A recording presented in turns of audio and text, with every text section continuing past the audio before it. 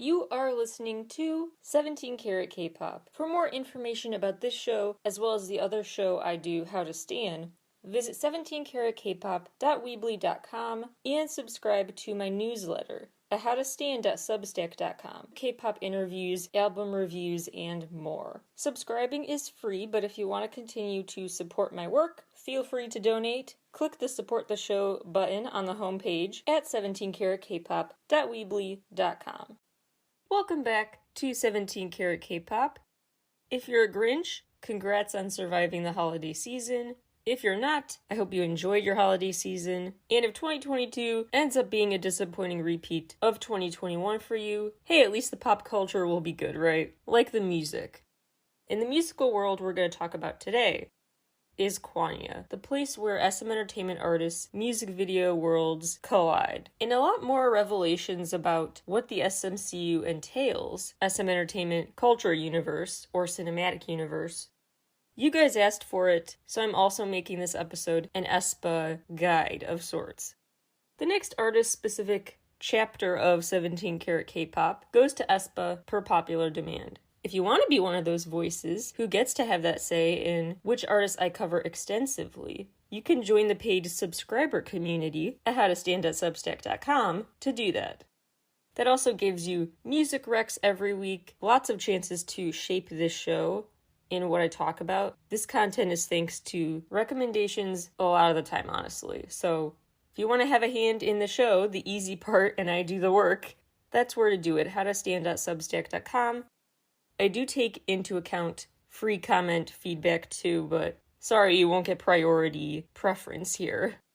Anyway, so I'm combining a bigger guide to KWANGYA. I'm roping that into my aespa music video and discography overview. Without further ado, let's start by talking about who is aespa. aespa is the latest girl group as of recording time from SM Entertainment. The name is aespa, all lowercase, and the AE stands for Avatar Experience. So it's right in the name, aespa is referring to this experience with avatars. Each aespa member has their own avatar, this digital character version of themselves. And these are viewed as the I's, the AEs as it's spelled. So there's Karina, there's also AE Karina, the digital version. There's Winter, AE Winter, etc.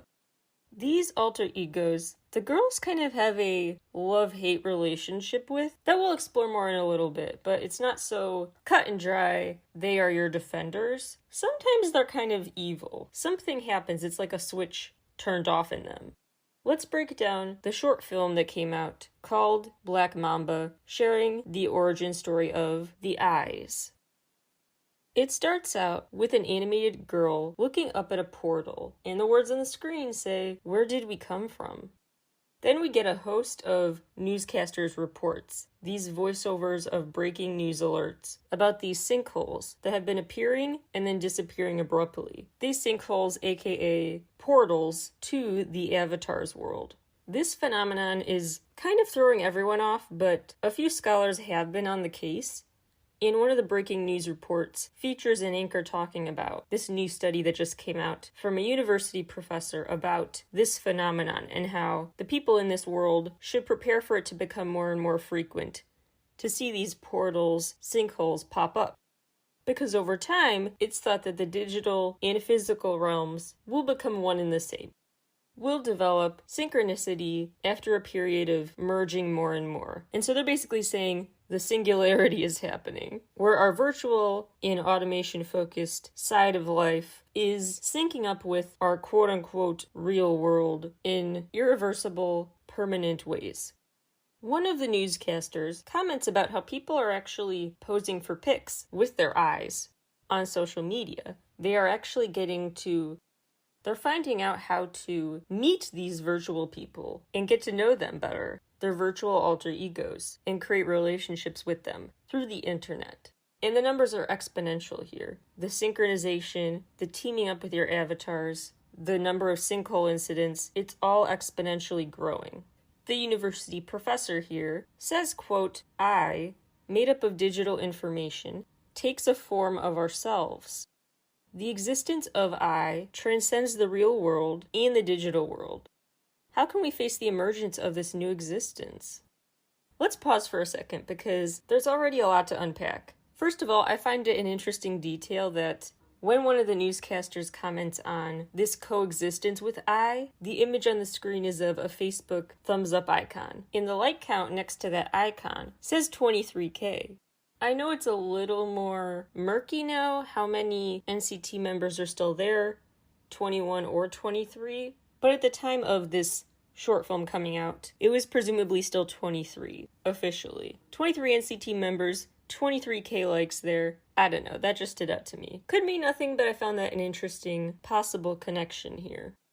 Also, during the news report where they're talking about how people are bonding online with these eyes, the images popping up on the screen, these example Instagram posts, include comments and are posted online that are so classic fangirl, fanboy behavior. Like, I love you, you're so pretty, gonna cry. A bunch of comments that just saying them out loud is weird because they're the kind of comments you leave on your fave celebs posts, assuming no one will ever see them. You're kind of just venting, thinking out loud. But keep in mind that kind of idolizing of the eyes happening here. And note that this professor's talking about, again, quote, the existence of I transcends the real and the digital world. So they're not just talking about transcends the real world to be something bigger with the digital world. No, this transcends that and then some, that we don't even have the terminology for yet. That's where KWANGYA comes in, but I'm getting ahead of myself. More from this teacher's lecture, which is taking place in a less than half full college lecture hall that Giselle is sitting in, taking notes on, naturally, a tablet and stylus instead of pen and paper. So the teacher says, quote, I is an alter ego with a personality built from all the data we upload every day. That is, I is oneself and it is not oneself at the same time. Some people may not be able to recognize their own I, and others try to actively interact with their I. At this point, Giselle turns around and sees her own I in this lecture hall, just sitting a few rows behind her. She ends up having this moment where she kind of daydreams that she's with her I, posing on this red carpet at Paris Fashion Week, and then zooming out, it looks like what's happening there is she's not really in Paris, it's a YouTube live stream. Then she snaps out of it. So that's what they mean with, this goes beyond some sort of digital versus real world blending. This is several layers deep of conceptualizing what your reality is, what's real and what's a screen, a facade. Because this is a live stream within a daydream, within this digital world, merged with a physical world. Lots of levels of consciousness at work here. Later in this lecture, Giselle is asked to quote what is on the board, and it's a quote from Jean-Paul Sartre. I apologize if I mispronounced that. Existence precedes essence. The essence of who you are is not a thing until an existence is confirmed. So these digital selves we have, they can only be called digital selves, have a name and a form, because we have decided they exist. It's about how you perceive reality, what is real to you. More on that later, getting ahead of myself again. The next member seen with her I in a scene is Winter. She's playing this sniper game of sorts, this shooting game. She's playing and winning. She's knocking all these guys out with her radar gun of sorts that shoots out this purple stuff. But then it appears one of the villain characters that she's in this combat fight with has trapped her and she can't escape. She's a goner, but at the last second, her AI enters and shoots him before he can shoot her. Then we find out, after seeing mission clear and next level phrases on the screen, that it was all a virtual reality video game that Winter is playing alongside her I, just in her bedroom. So again, levels of reality, fakeness, etc. here. Beyond articulation. It's not this dichotomy here of digital and real. Because this was action with her digital self in a video game in her real life. So the avatar's in both the game world and brought back into the real one. Next up are Ning Ning scenes. And she's in this art studio, taking this art class of sorts with a magical stylus. So what she does is draw with this magic marker of sorts, and then the colorful swirls and butterfly image of her drawing come to life. They pop off the page literally, fill the room, colors swirling everywhere, and this affects an art exhibit. So when a lecturer is giving this tour in an art museum, presumably, telling the students how this art came to be, it changes and turns into this magical 3D butterfly. Then a zoom out reveals, hey, it's another live stream. It's a YouTube live stream that reads, Butterfly appears in exhibition. So this was a YouTube live stream of her making something virtual turn real, but it was within the YouTube live stream. So in the virtual world, she added something virtual to what looked like the real world. Lastly, Karina. She is sitting on this ledge by the water in the prettiest pink prom dress, and she gets a text from her eye saying, meet me, and she dives into the water, ruining that precious dress that's still upsetting to me. As that lecturer's voice rings out again, existence precedes essence, as she swims down to reach out her hand to her eye, who is underwater. Here's a super pivotal scene after that. Back in the lecture hall, the professor says, quote, then let's get to the point now. I is formed based on the data we've uploaded. That is, I are formed into something very much like yourself. One student says, quote, just because it's made of our data doesn't mean it's ourselves. We post photos that we choose what's best on social media, sometimes by using Photoshop.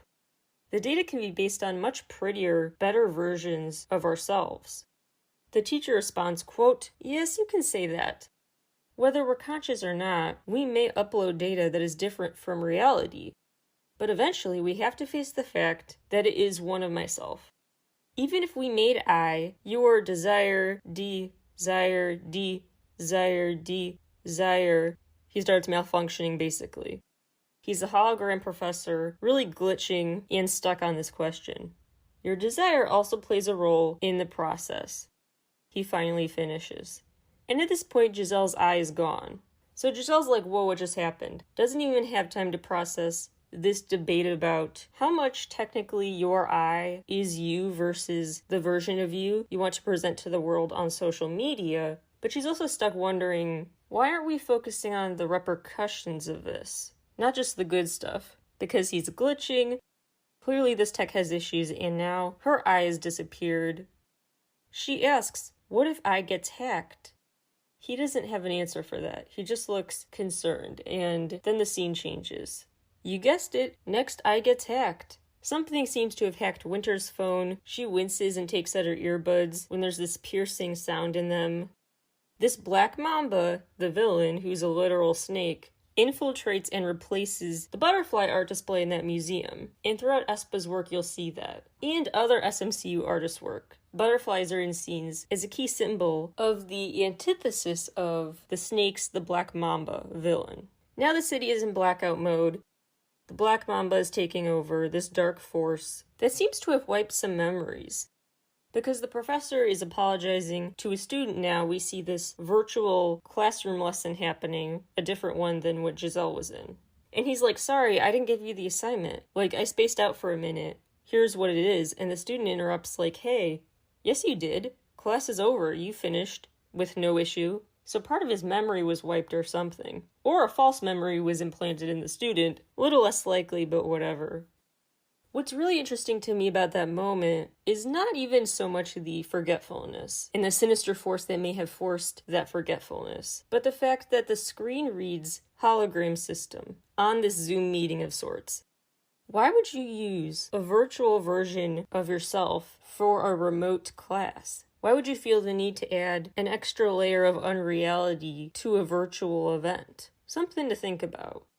When Karina swims back up to the surface after the blackout started, even underwater, she comes back up and there's this really pivotal, notable scene where her camera zooms into her now fully just black eyes, just all pupils, to reveal a scene happening. Maybe in her head, but again, different layers of reality here, so you never really know. And in this key scene, Karina is wearing this crown on a throne of sorts, big cloud of red smoke behind her. and a woman stands behind her in a matching look, muttering some sort of curse. So Karina does have this wealth and power in this scene, but is still trapped by this woman putting this evil curse on her. And the next time we see her eye has these black tendrils of smoke around her. So whatever vision Karina had, where that woman muttered evil chants to her, that translated to her eye as well. And she's realizing that it's almost like a voodoo doll, that some of the stuff that happens to her inevitably affects her eye as well. So if she was given this evil curse, evil has spread to her eye too. Then, in quite the realistic way, as everyone's freaking out like it's the end of the world, all these panicked citizens are tweeting through it, busy posting about it to social media, as we see that professor's image be replaced with a new evil eye again and again.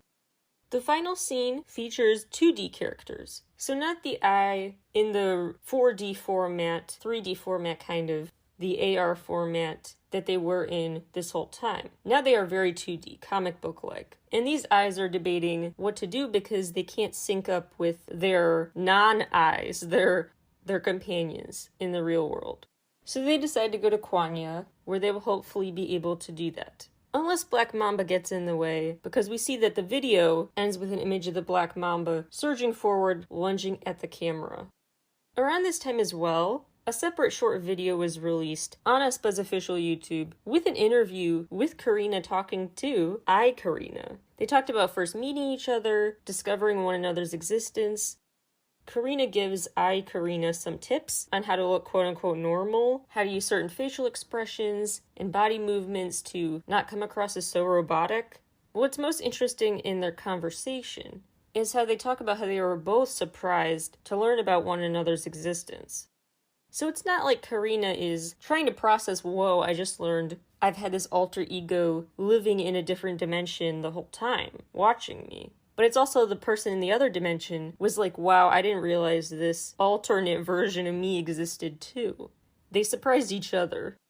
And Karina says, quote, I hope this recall time never ends. Recall spelled R-E-K-A-L-L. Could just be a weird typo, but I have a feeling recall there is referring to an actual process, the recall. Feels like a notable word for your dictionary, your SMCU glossary. aespa's debut single and music video was naturally for Black Mamba. And this video featured what would soon be a bunch of hallmarks of aespa and general SMCU content. A blurring of worlds, cartoon elements, 3D emojis, popping up in quote-unquote real life, 2D, 3D, 4D worlds, all merging at unexpected moments. Moments where we see this is layers deep of what's real and what's not.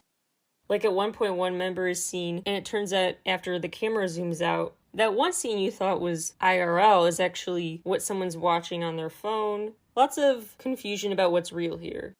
What does real even mean? Some other notable details. Lyrics like talking about going from monochrome to colors. There can't be two, they sing, implying that they have to become one and the same. There's a repeat scene with Karina and the witch. That scene plays again, mid-song here. Lyrics about temptation, Black Mamba representing all this greed that's going to swallow them whole, challenge them. They sing, quote, is me in the mirror you? Is it just a distorted version? There are also subway cars, flower fields, masked backup dancers, and other symbols that will be notable later. It ends with a really interesting symbolic moment. There's this black tar, this black goop, thanks Black Mamba, that is all over the place, and in the subway car. But this tar, as it surges upwards and kind of forms the outline of a human body, as it becomes this person that gets up out of the tar, what emerges is replaced with digital screens. So what comes up is not this tar person, but a tar person that is turning into, as they get up, more and more layered icons, like and subscribe buttons that they're made of.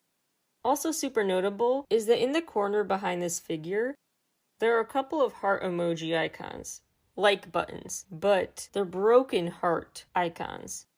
These like buttons show very low like counts, like 5 likes. Their next single was Next Level. which featured the cityscape, some levitating buildings that we later learn are just part of a typical day, a typical sighting around KWANGYA. It's interesting because while the members in Next Level sound very confident and take charge, they also have lyrics saying things like, "That's my novice, you lead, we follow," after learning the feelings. "Watch me while I make it out." So they're telling someone else to lead, we'll just follow. They're novice, referring to their eyes. And they spell novice Naevis naturally. They talk about unity being their weapon, which reminds me of the Black Mamba lyrics about there cannot be two. We have to combine and merge ourselves. Or if we keep our virtual and quote-unquote real selves as these dual egos, one has the potential to turn evil and turn on the other part of ourselves, which is why they feel the need to become one and bond. They assert in the lyrics, "This is the real world, I'm awake, think what you will about that assertion though." At one point, all the members glitch and turn into their eyes unexpectedly. That becomes commonplace for them. And this video has this zoom into Karina's eyes again. Not to zoom in to see that evil chant scene, but a new one where they're dancing on this rock formation. So then you start thinking, wait, is the rock formation scene all in Karina's head? Just when you think you've got it all straightened out, how many layers deep we are in reality and surreality, something like that happens to throw you off again. And they keep referring to this kind of thing as the hallucination quest. So like the Black Mamba's making them feel crazy, like they're hallucinating. They don't know what's real and what's not. And they think that's part of the Black Mamba's trick, to keep them separate from their eyes, to keep them from trusting and fully becoming one with their eyes. Next video I want to talk about Savage. There's this ripple effect on this mirage wall when Giselle touches it, and then she sees, looking at her, an evil version of her eye, surrounded by black smoke. Some key lyrics include, "You want to break me," "Your hallucinations are becoming the reasons to construct you," "You shake me up so that I feel ashamed," "Cold spectators are collapsed," "Deep fake on me to the unprepared stage," "Your weakness, algorithm," "I'm locked up in the hallucination frame," "My victory, one sink dive," "We'll make sure to find your memories," "Let's meet surely after the resurrection." They refer to this resurrection, as they call it, a lot, making me think that it's going to be a future chapter of this SMCU world, where the resurrection day arrives, kind of like the day of the singularity. There's also this bright pink room, this computer lab office setting of sorts, with butterflies all over the place in there. Naturally, it's like this anti-Black Mamba room. And just to further confuse you, there are moments where they just smash the camera. Winter does, and glass shatters and rains down. They actually end the song with saying, "What?" That's their last line in the song, which I just thought was funny. Not super deep, but funny. That all this happened, and so then the last word in the song is just, "What?" Like, wait, what just happened? Their newest song is a remake of SES's Dreams Come True. Not gonna talk about that today because I'll talk about it more on a future episode, because I want to talk about it more in the context of just seeing the actual effort that goes into song remakes as opposed to the context of this fictional universe, so put a pin in that. A lot more will feel familiar now. If we look at the latest SM Town New Year's show, the teaser posters and videos leading up to the big night. Because it wasn't just a concert, it was also full of short films, some more context and more clarification, and more questions. All about KWANGYA. Some things I noticed right away from teaser images and videos included all sorts of symbols from different SM Entertainment artists' work coming back to unite them in this space. Floating buildings, security cameras watching them, cityscapes, skyscrapers, basketballs, mini clouds floating around, very much like in EXO's Coco Bop, Ferris wheels like in Kai's video. One Super Junior member wore this bright blue suit that looked just like the one Kun from NCT wore in his Dream Chapter Universe video. One building looks like as if a spiral staircase was turned into a full building, which reminded me of NCT's Stage Zero video. There's a whale flying through the air, big giant emojis in that world, roller coasters like in Red Velvet's Zimzalabim, trains and train tracks, The robot Red Velvet used as their mascot for the Reve Festival eras, where they really leaned into the concept of putting on a show, a play of sorts. Key's wearing this Bad Love era look, and Kai is in this Kai era look, self-titled album era look. And remember, that was a key era for both of them, really leaning more into the concept of this alternate reality. In a video titled SMCU The Origin, released before the show, here's what the monologue revealed. Quote, "In the beginning, there was KWANGYA. Beyond that was Cosmo. You've probably heard about such tales, at least once from an old book or a movie, a song, through many creations being the result of our imagination about the universe. You may have come across the word KWANGYA or Cosmo, like us. Before we begin our story about the new universe, we want to first address certain questions and doubts. Is there anything more to our current knowledge about the universe? Can the birth of the universe be explained only through science and religion? How come we compare the speed of light and sound to each other, but do not mention the 5 lights and goddesses of sound? A world will travel to outer space with no passport or possessions, supernatural powers, and transcendental beings that are in communion with the gods appear one after the other. If you have ever doubted this world at least once, the place you will experience from now on might present the answer. Since long ago, through dreams and subconsciousness, we have been sending messages about our solidarity. You should now remember everything you have been doubting about. In this space built on data and destiny, you, who is ready to travel, and us, ready to sing, will come together. The story we will share starts from KWANGYA, where it all began." A lot of interesting things I noticed there, like the image of rockets blasting off. Rockets are a big part of NCT videos. Scenes that look like the setting from Kai's video. A big green tree that looked a lot like the shape of the EXO origin story tree. Other images shown in rapid succession during that monologue include hands circling a bunch of notes, writing notes on top of notes, very much like NCT sticker promo content. Images of outer space, that stuff is in a bunch of SM artists' work. Talking about sending images through this subconscious state made me think, of course, of NCT and all of the content in the films I broke down in the episode of NCT Talk called Universe, shameless plug. Walls of TV screens, we see those all over in SM artists' work. Different artists watching each other make cameos within TV screens. And further indicators of what these SM entertainment artists have in common came from a film they called SM Leader Film. A full moon, planets, the galaxy, the train, and a follow-up video, the flower garden, the phone booth, the desert, balloons, stages.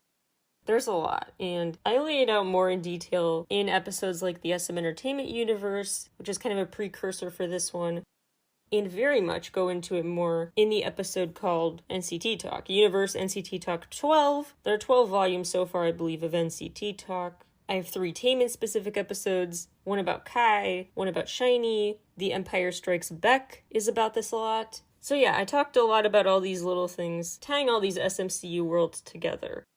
Then the night of the SM Town show, Soo-min Lee, CEO of SM Entertainment, dressed up as the official train conductor to tell what he called the Metaversal origin story. He was certifying our trip to KWANGYA, a place with, quote, no limits on time nor space, where anything can happen. He stamped our passports in this hotel lobby type place, very much reminding me of Red Velvet's Queendom video. He also said, if you're someone like me who already intensely theorizes over the SMCU and all it means, you can call yourself Pink Blood, the collective term for SMCU fans. You are part of the SM family, and you are Pink Blood. That's why the color pink is SM Entertainment's color, and just a key color in general. Yeah, remember when I said aespa spent a lot of time in a pink room full of those symbolic butterflies? Keep that in mind. The short films throughout the night showed some really interesting crossovers among the artists. Like Mingho telling this AR device in his car or whatever to call Ning Ning for him, so that she could open the portal. She has the power to do that, no one else. There are also some interesting scenes in the short films where we see this gold wing structure form on this archway, and it just formed out of the debris. Pieces of debris coming together to form something beautiful. Yuno slips the suitcase over to Mingho. We don't know what's in it, but it seems sus. Different performances throughout the night utilize this superpower element, and to that end, the SM Town show actually, I think the virtual format worked to their advantage, because they could have the special effects without an audience, like Kai popping from one part of the stage to another throughout his performance, and Key popped from one end to the other of his subway car, which featured a garden and a yellow flower, notable detail. Some things to remember from SHINee's music videos that seem extra relevant now given this bigger story. Remember, in Amigo, the scene was black and white with just bursts of color. And similarly, this burst of light swirled around the room in Lucifer.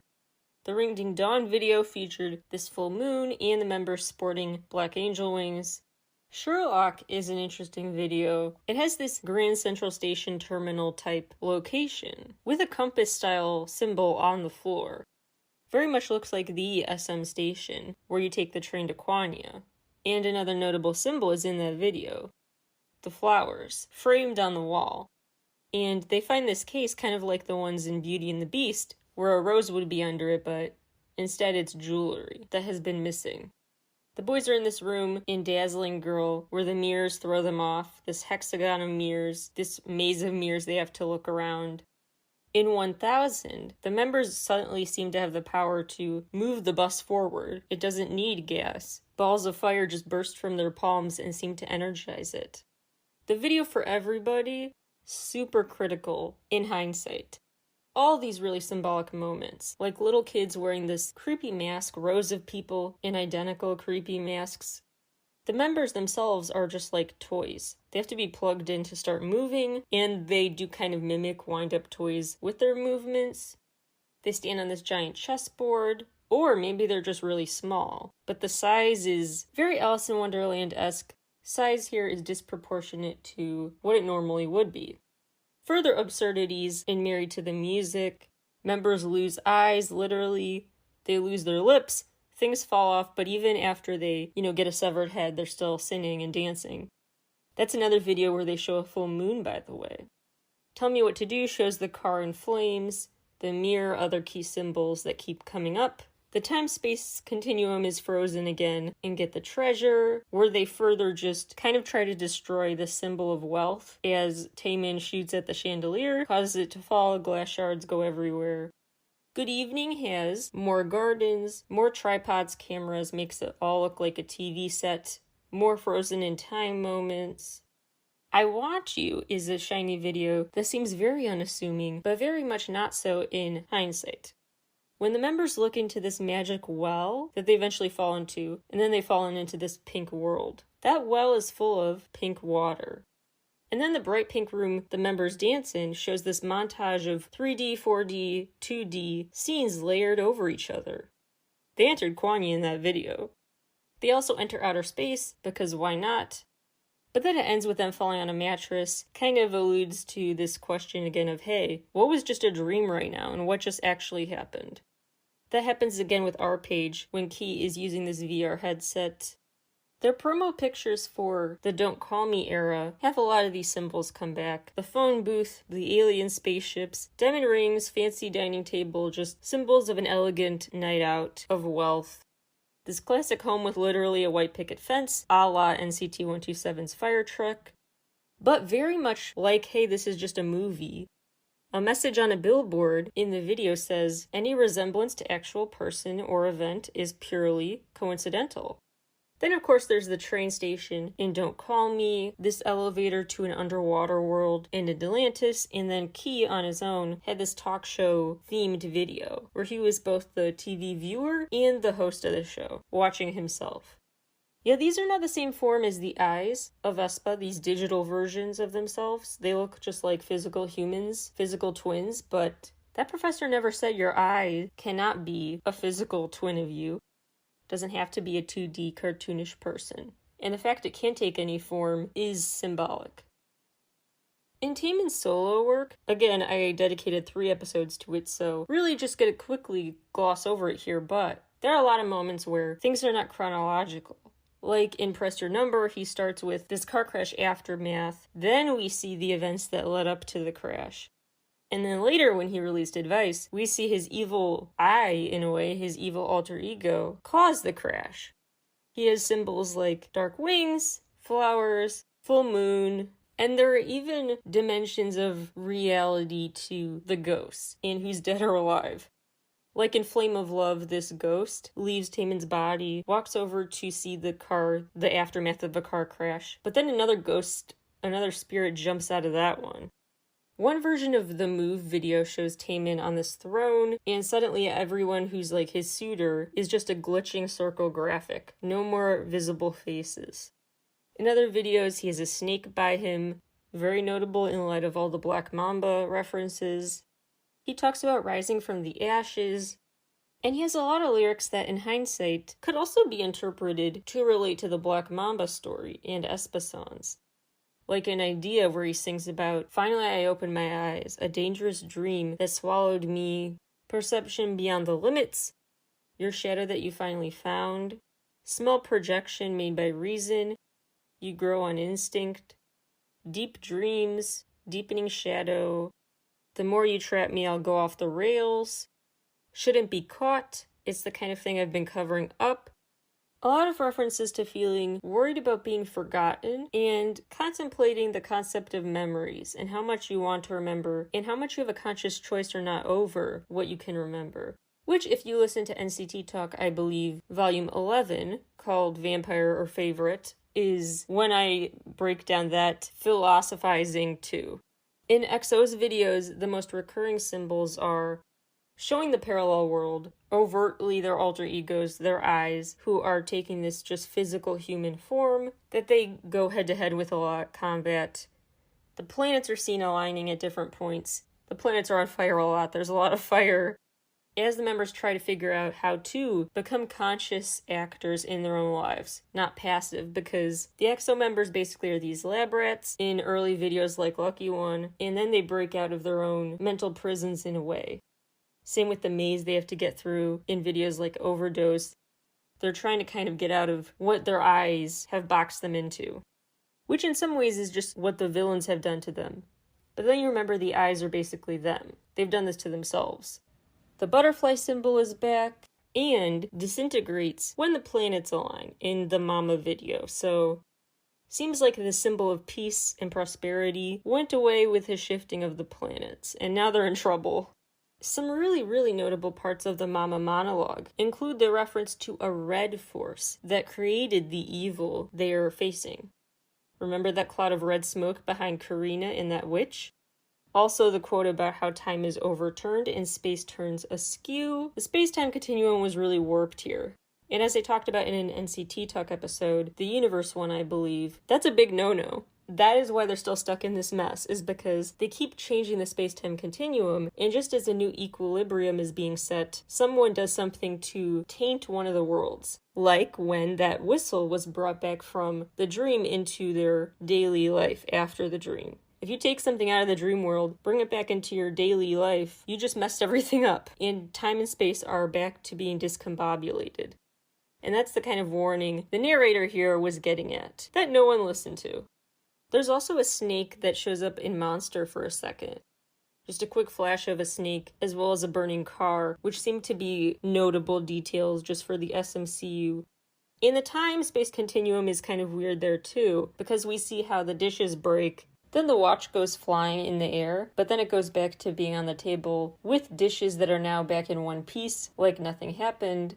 The guards in the EXO Monster video, it's interesting because one of them turns off the security camera, starts pulling off his helmet, and then the video ends. So it's like someone with a secret identity is turning off the security camera to help them sneak out. And then later in Tempo, Kai and Baekhyun both have moments in that helmet. And at times you don't know who's in the helmet. It's hard to tell, and that's the point. If this person wearing a helmet is a friend or foe, is it an evil eye, or just the good eye, or just them outside of the eye? But can you really think of it as someone outside of the eye? Because it's just a part of them, so you have to take the good with the bad. Now remember earlier I mentioned SHINee found that precious jewelry? It's back in the For Life video. The latest EXO video was for Don't Fight the Feeling as of recording time. Well, there was Just As Usual, but that's like a B-side video. irrelevant to this story. So anyway, with Don't Fight the Feeling, there's this post-credit scene that shows a spaceship approaching this big wall of light in outer space. Presumably that spaceship was approaching the entrance to KWANGYA, just something to think about. The whole funhouse concept of conventional perceptions of space, time, and size are just all thrown out the window. That's a concept leaned into. The surrealism is very heavy in Red Velvet's videos. Like, Queendom starts out where it's below the storm drain of sorts, in the ground. So it's like this underground little world. And a lot of times, like in some SHINee videos that I mentioned before, where the object is way bigger than them, or it's they shrunk. We don't know if they're giant or they shrunk. Like the giant bouncing ball that follows their car, an ice cream cake. The fun house they go through in Rookie, which by the way is a video where pink smoke clouds suck them into this closet. They dance in front of this giant TV, or again, they shrunk and it's just a regular sized TV in Power Up. They're on a giant chessboard too. It keeps happening. And more confusion about which level of this is real, which levels are them acting, because they put on a puppet show in one video. They look like clones and robots who popped off a conveyor belt in another. In Psycho, they're all in a setting that looks like a backstage room before a show starts. There's the Hollywood sign in the background of Really Bad Boy, so it's hard to know what is a day on set versus a day in these characters' normal life. What's both revealing and more confusing is a comment Kai made when he was promoting his era, and he talked about how that video is set in this dystopian place, which implies it's a place set in the future. But KWANGYA is a place set not in the past or the future. It doesn't abide by those rules of time. So maybe he just misspoke, meant to use a different word, but I thought it was notable nonetheless. But his character has in Super M and EXO and his solo work incorporated these frequent symbols. The glitching in and out of scenes, the pocket watch, trains, masked people, seeing this shadow of himself of sorts that he dances with. He's in that dizzying maze of mirrors room in one video, the chandeliers, the full moon, etc. And his duality is made the most overt by Obsession, where in that video there's two Kai seen in split screen. One with just regular eyes and one with evil eyes. And one of them ends up looking unconscious later, like the life was sucked out of that version of him to go to the evil one, or vice versa. I do find it really interesting too that the same kind of snowy area that Super M was in for Tiger Inside looks like the place Red Velvet were for Bad Boy. Then there's this house SHINee was by in one video that looked a lot like what Red Velvet's Oompa Oompa was filmed in. Obviously, this all could just be the company reusing sets, but I find it more exciting to think of the possibility, and it is possible that they were meant to have deeper meaning, especially the gray sky, floating rock, oceanside area from Taemin's Goodbye, NCT's Vampire, EXO stuff, etc. I could go on forever about all these connections, but I'm just going to boil it down now to the big point and what to look out for going forward.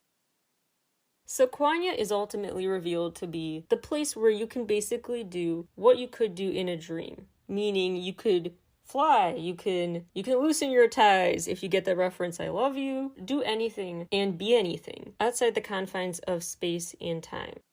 It's a place that is both imaginary and not, because it's a place that makes its visitors question, what is real? What do you see as real? What is the real you? What is an act? What is a conscious choice versus a subconscious one? What makes different the you online versus the you in quote-unquote real life? What do you mean by real life? Why are you distinguishing? Can you even distinguish? Is that a false perception? How do you reconcile different sides of yourself? And if you can't, maybe a different side of you took the form of the I.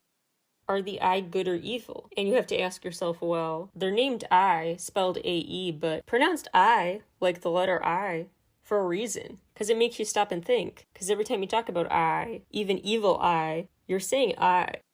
You're taking ownership of that character unintentionally, but inevitably. So are these characters just a manifestation of your thoughts and feelings for real? If that's the case, are they more real than your real thoughts? In other words, did you take the qualities you don't like and project them onto this evil person that you created in your image?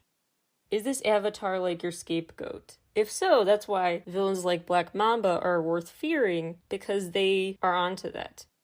They see what you're trying to do to disassociate yourself from, to distance yourself from sins, ills of a personality. If you do that, that's just not embracing who you fully are.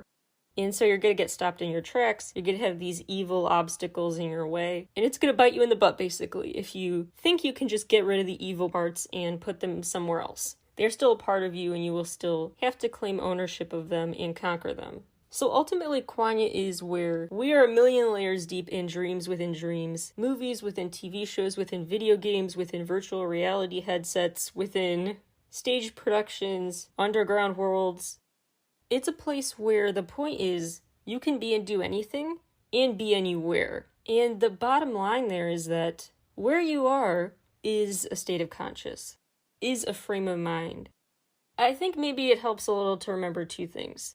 One is what I talk about in the Taman episodes, about how he intentionally based his videos on Plato's theory of ideas. Plato's theories about what's real and what's not, the allegory of the cave, etc. And it also helps to think about everything I talk about in NCT Talk 12, talking about universe, and those teaser videos about Edgar Allan Poe's Dream Within a Dream. What both of those works have in common is a shared recognition of how synthetic life is. The world is really just ideas. Ideas exist, and everything else is imaginary. Not just in KWANGYA, everywhere.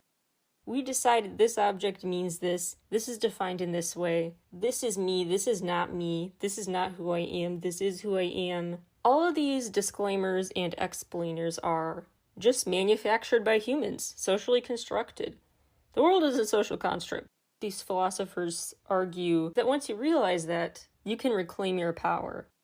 So KWANGYA is a place where not only can you contemplate what's just a state of mind, what's just a social construct and therefore can be deconstructed, but then what you can do about that. And that's what we see in some of these videos, especially with EXO and aespa. They are learning how to define what capabilities they have in the real world as well as superpowers and wield their superpowers to better ends.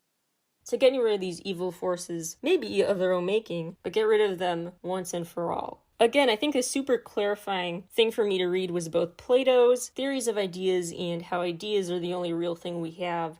Everything else is just socially constructed, which I talk about in a Taman dedicated episode. And the other super clarifying document, Dream Within a Dream, a poem about the desire to cling to memories and a certain sense of time and the speed of life, which I talk about in NCT Talk. So those are go-to reading for more clarification, but do keep in mind there's no silver bullet here. All of this is meant to stay ambiguous, and that will lead to a lot more exciting developments going forward in this magical world of KWANGYA. This is just my analysis of notable symbols and other details in SM artists' work up until now, and how aespa's origin story explains a lot. So if you have further comments or questions, you can also reply just if you're listening on Spotify. I'm going to try to put up the question feature, so feel free to look for that and share what you think. We will talk about this, of course, more in the future. And in the future, I would also keep your eyes on references to KWANGYA, because in EXO's Don't Fight the Feelin' and of course aespa's work, KWANGYA keeps getting brought up in the song lyrics. So I feel like it's just going to keep happening more and more overtly. The connections between artists' worlds are going to be clear in their work, I think, going forward. I think at this point it's like the genie's out of the bottle. And now that we have this established foundation of the SMCU, new questions about it will be explored. The other thing to keep an eye on, besides overt references to KWANGYA, is Cosmo. Because remember, they're talking about KWANGYA and Cosmo as separate, and KWANGYA as step one. So eventually then they surpass that and go to and gain access to Cosmo, KOSMO. What that entails, I have no idea, but that's a term to keep your eyes on as well. So stay tuned, much more to this story. And again, if you have further comments or questions, let me know. I love talking about this stuff. So hopefully this helped raise some answers and questions. I'm going to review the SM Entertainment New Year's Eve show on a different episode, so stay tuned. Thank you guys so much for listening, as always. I will talk to you all again very soon. Bye.